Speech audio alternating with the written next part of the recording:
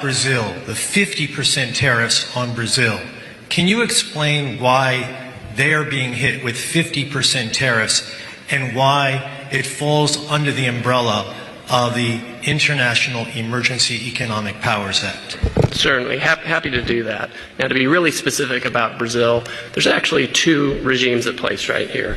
There's the reciprocal tariff rate of 10% on Brazil, which everyone in the world has, which we're trying to do to control the global trade deficit. It's a huge problem for us.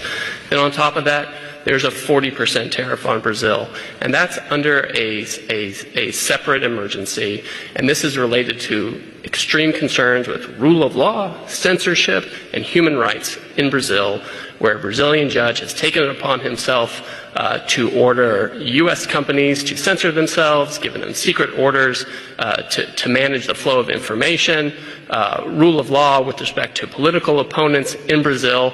And so when the... And the unlawful detention of U.S. citizens who were in Brazil. Correct. Now, the Treasury Department has often used IEPA, which is the shorthand for the law you're talking about, to impose sanctions, which will cut off countries or companies or persons entirely from the U.S. financial system and cut off trade entirely. If the president can cut off trade entirely, he can certainly impose a tariff, which is a lesser measure than a full sanction.